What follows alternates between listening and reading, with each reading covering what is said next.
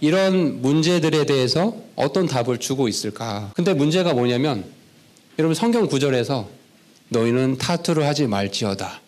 너희는 피어싱 하지 말지어다. 이런 구절을 봤나요? 안 봤어요. 그러니까 이게 참 애매한 거죠. 다 개인의 자유고 선택이 아닙니까? 크리스찬이라고 꼭 그렇게 한복 입고 다녀야 됩니까? 온몸을 다 안 보이게 해고 다녀야 됩니까?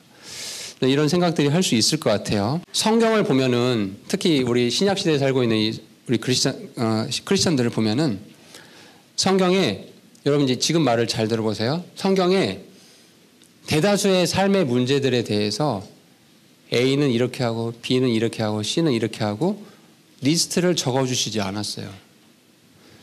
그러면 어떻게 하라라고 하셨냐? 여러분 빌립보서 4장 8절을 가볼래요? 형제들아 무엇이든지 진실한 것과 무엇이든지 정직한 것과 무엇이든지 의로운 것과 무엇이든지 순수한 것과 무엇이든지 사랑스러운 것과 무엇이든지 좋은 평판이 있는 것과 덕이 되는 것과 칭찬이 되는 것이 있거든 이런 것들을 곰곰이 생각하라. 빌립보서 4장 8절의 말씀 보니까 그리스도인들아 무엇이 순수한 것인지 무엇이 사랑스러운 것인지 무엇이 좋은 평판이 되고 덕이 되는 것인지 칭찬이 되는 것인지 이런 것들을 곰곰이 생각을 해보래요. 그러니까 우리 예수님께서는 고차원적인 그 가이드를 주신 거예요. 인생의 가이드. 너희들이 한번 생각을 해보고 이것이 하나님께 또 주변 사람들에게 좋은 평판이 되는 건지 선한 것인지 순수한 것인지 사랑스러운 것인지 곰곰이 생각해보고 판단하라고 말씀해 주고 있어요. 근데 이렇게 얘기하면 너무 어렵죠. 그래서 정말 없나? 성경에 타투와 피어싱 이런 거에 관련된 성경 구절이 없나? 라고 찾아봤는데 레위기에서 그 근거를 좀 볼 수 있어요. 여러분 레위기 19장을 한번 가보세요. 자, 레위기 19장은 하나님의 율법이 얼마나 신성한 것인지 그리고 십계명이 우리 삶의 다양한 영역에 적용되고 있음을 보여주고 있어요. 특별히 하나님께서 자신의 백성들이 그분의 법을 진지하게 다루기를 원하시면서 레위기 19장에 이 말씀들을 쭉 기록을 해주셨어요. 네, 레위기 19장 1절에 보시면 이렇게 시작하고 있습니다. 1, 2절에 한번 가볼게요. 주께서 모세에게 말씀하여 이르시니라. 이스라엘 자손 곧 온 회중에게 말하고 그들에게 이르라. 나 주 너희 하나님이 거룩하니 너희는 거룩할지니라. 지난 시간에도 우리가 거룩에 대해서 잠시 말씀을 드렸죠. 마지막 구절을 다시 봐볼게요. 나 주 너희 하나님. 우리 하나님 맞으시죠? 아버지 하나님하고 우리가 고백하고 기도하고 찬양 올려드리는 그 하나님께서는 거룩하니 너희는 거룩할지니라 라고 말씀하고 있어요. 우리가 타투에 대해서 다루기 전에 먼저 근본적인 걸 좀 얘기를 하고 싶어요. 여러분 거룩하다. 잠깐 퀴즈를 내볼까요? 거룩함, 거룩 이게 명사가 원래 있을까요? 없을까요? 거룩은 명사가 아니에요. 거룩하다라는 어근에서 나온 말이거든요. 이걸 좀 기억을 하시고 그리고 이제 지금 봤던 건 레위기는 이제 구약의 말씀이죠. 구약은 한마디로 말하면 이제 율법이라고 볼 수 있겠죠. 이 율법 경륜 시대의 예배의 핵심 가치는 바로 우리가 몇 달 전에 배웠던 여름에 배웠던 그 제사장, 성전, 성막 이런 것들이 이제 율법의 핵심이죠. 특히 이제 제사장은 하나님과 이제 사람들 사이에 중재자 역할을 했었어요. 이 구약 시대에는 여러 색깔의 옷을 입고 머리에는 금관을 썼어요. 이제 강조하고 싶은 게 이제 금관인 거예요. 7월 10일이 되면 속죄일에 대제사장이 지성소를 섬기러 갈 때 여러 가지 의복을 차려입고 머리에 관을 씁니다. 여러분 여기 한번 봐보세요. 화면. 이 대제사장의 머리에 이렇게 금으로 된 관이 있어요. 근데 거기에 뭐라 적혀 있냐면 출애굽기 28절 36절에 너는 순금으로 패를 만들어 도장을 새긴 것 같이 그 위에 주께 거룩한 것 Holiness to the Lord 주께 거룩한 것이라고 새겨라는 거예요. 이 금관에다가 그리고 이거를 이제 머리에 쓰라는 거죠. 그러면 이렇게 머리에 주께 거룩한 것이라는 팻말이 있는 채로 대제사장이 이렇게 속죄일에 돌아다니고 하면 모든 사람이 이제 볼 수 있겠죠. 그것을. 주께 거룩한 것을 머리에 쓰고 다녀라. 이게 무슨 의미일까요?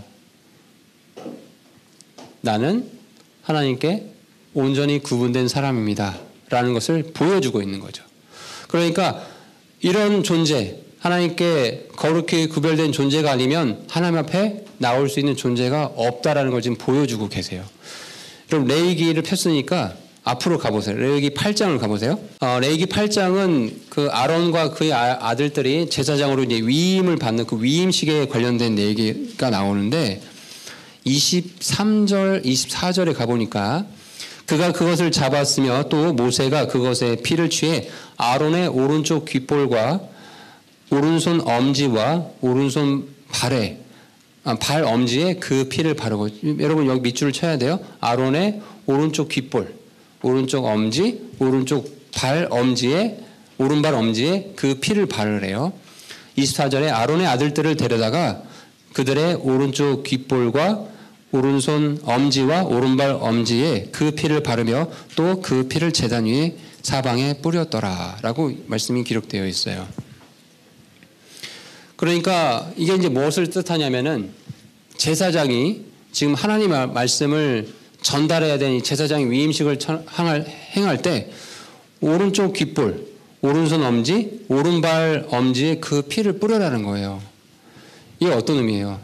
피를 뿌리는 그 대상은 하나님께 이제 구분되고 성별되었다라는 거죠. 거룩하게 구별되었다라는 거죠. 제사장은 하나님께 드려진 사람이죠. 귀, 뭐를 듣냐는 거죠. 하나님의 말씀을 들어야 된다는 거죠. 또 오른손, 손으로 행하는 거, 발, 하나님께서 지정하신 그 곳만 가라는 얘기를 지금 하고 있어요. 그러니까 이게 거룩하다라는 것을 우리가 사람 편에서 생각을 해보면 이렇게 내적으로는 하나님을 향한 순수함과 뭐 어떤 성결함이 있는데 그것이 밖으로 표현이 되어야 된다라는 거예요. 거룩에 대해서 생각을 할 때. 신약의 말씀에 가보면 여러분 이 말씀 보세요. 하나님께서는 저와 여러분을 그렇게 거룩하게 구별된 제사장으로 보고 계세요. 베드로전서 2장 5절에 너희도 살아있는 돌들로서 영적 집으로 건축되고 예수 그리스도를 통해 하나님께서 받으실 만한 영적 희생물을 드리는 거룩한 제사장이 되었도다. 하나님 보시기엔 저와 여러분이 거룩한 제사장이라는 거죠. 계시록 1장 6절에 하나님 곧 자신의 아버지를 위해 우리를 왕과 제사장으로 삼으신 분께 즉 그분께 영광과 통치가 영원 무궁토록 있기를 원하노라. 하나님 보시기에는 저와 여러분이 거룩하게 구별된 주께 Holiness to the Lord, 이거 기억나죠? 주께 거룩한 것, 그렇게 구분된 존재를 보신다라는 거예요. 자, 그러면 제사장이에요. 우리는 하나님께 거룩히 구별된 사람들이요. 그럼 이런 입장에서 타투의 문제를 봐봅시다. 레위기 아까 봤죠? 19장 다시 가봐요. 자, 19장의 28절을 가볼게요. 자, 19장 28절에 이렇게 되어 있습니다. 죽은 자로 인해 너희 살을 베지 말며 너희 몸에 아무 표도 새기지 말라. 나는 주니라 라고 말씀하고 있어요. 죽은 자로 인해 너희 살을 베지 말며 피어싱 같은 거 하지 말라는 거죠. 그리고 너희 몸에 아무 표도 새기지 말라. 타투를 하지 말라는 얘기를 직접적으로 얘기하고 있어요. 이 전통적으로 문신은 아까 우리가 역사에도 봤잖아요.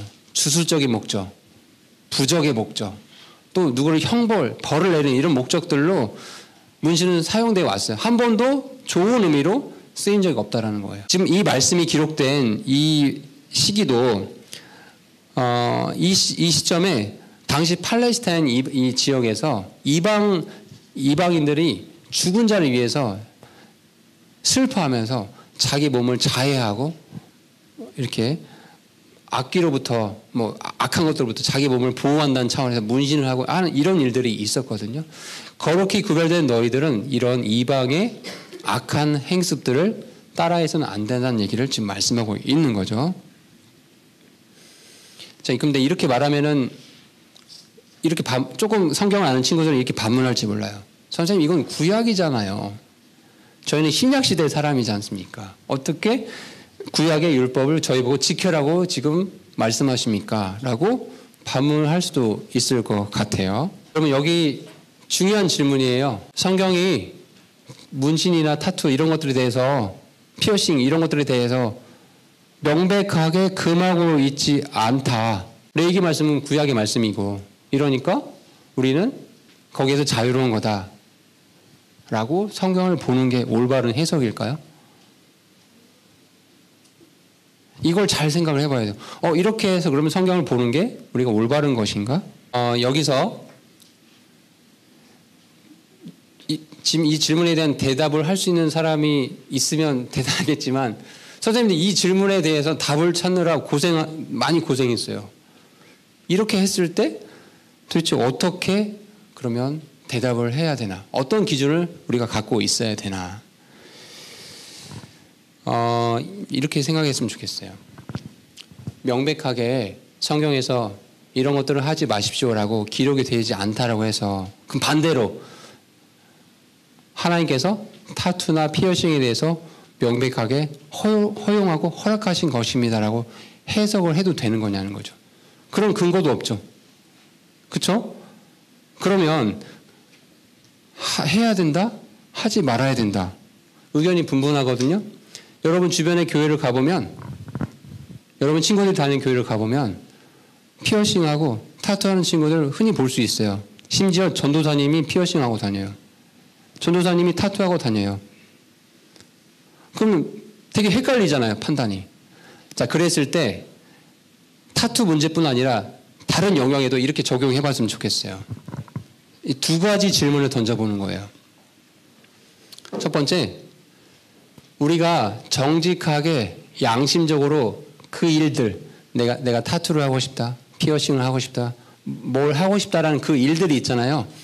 그거에 대해서 하나님께 복을 구하고 하나님의 선하신 목적을 위해 사용해 달라고 기도할 수 있는 일들인가를 물어보는 거예요. 여러분 스스로. 타투를 하고 싶은 친구가 있을 수 있어요.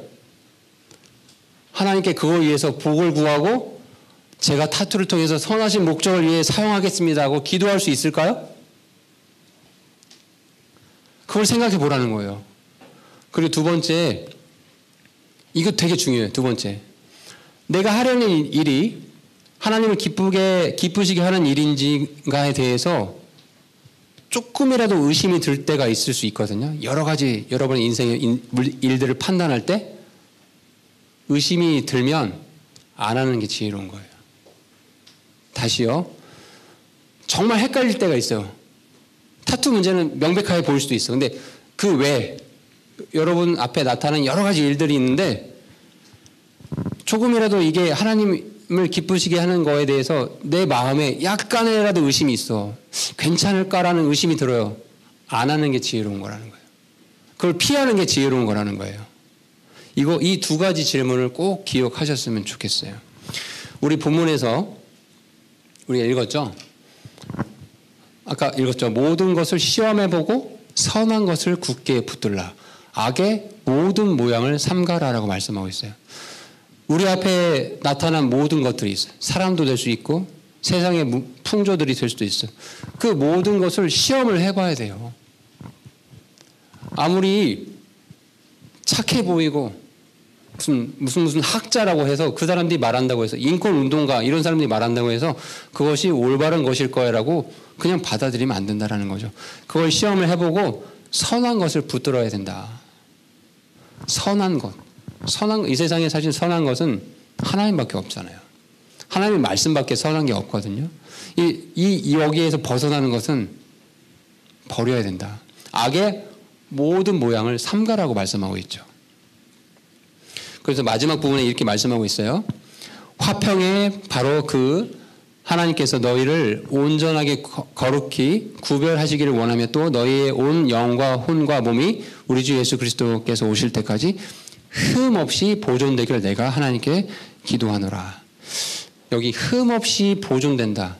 여러분 우리가 영혼이 있고 몸이 있어요. 하나님께서는 우리의 몸까지 흠 없이 보존되기를 원하세요. 근데 이거 한번 생각을 해볼게요. 여러분 흠 없이 보존된다는 게 그럼 완벽하게 살아가야 된다라는 의미일까요? 사실 그런 의미는 아니고 아무도 그리스도의 삶에 대해서 비난하고 정죄하고 고발할 수 없게끔 하라는 얘기예요. 여러분 제가 예를 들어서 여기다 타투를 하고 마이크를 잡고 있어요. 그러면 이슈가 되겠죠. 아니 무슨 말씀 선포하는 형제가 타투를 하고 다니지? 또 어떤 분은 젊은 사람이니까 그럴 수 있지. 막 이슈가 되잖아요.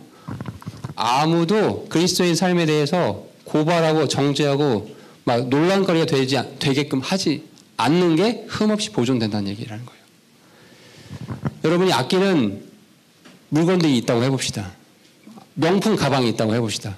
또는 우리 형제님들 같은 경우에는 새 차를 뽑았어요. 전기차 막 한 8천만 원짜리를 뽑았어요. 어디 흠집 하나 나면 난리가 나겠죠. 그죠? 여러분 명품 가방 한 500만 원짜리 선물 받았어요. 이게 조금이라도 기스 날까 안 날까 엄청 애쓰겠죠. 근데 잘 생각해 보세요. 거기에 기스가 한번 났어. 그럼 어떻게 되죠? 속상하지만 어차피 버린 거 함부로 쓰게 되거든요. 이게 사람이에요. 8천만 원짜리든 8억짜리든 차를 샀는데 기스가 한번 났는데 그걸 복구를 안 하고 쓰잖아요. 나중엔 그냥 똥차 되는 거예요. 누가 봐서 이게 8억짜리인지 모를 정도로 그냥 함부로 쓰고 다녀요. 사람의 몸도 마찬가지거든요. 호기심에 재미 삼아서 기분 내려고 스트레스 해소하려고 남들도 하니까 멋져 보이니까 타투를 예쁘게 했어요. 꽃 모양으로. 이게 기스나기 시작하는 시점이라는 거죠. 흠없이 보존되기 원합니다. 여러분 한 사람 한 사람이 하나님 앞에서 또 사람들 앞에서도 고발하지 못하게끔 정죄하지 못하게끔 흠없이 보존될 수 있게끔 그렇게 마음에 다짐을 했으면 좋겠어요. 아까 이 두 가지 질문 꼭 기억하셔야 돼요. 뭔가를 판단할 때 헷갈린다. 어떻게 하라고요?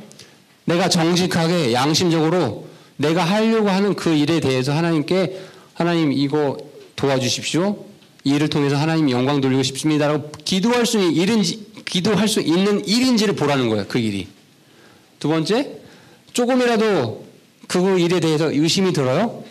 안 하는 것이 지혜로운 사람이다. 네, 기도하고 마치겠습니다.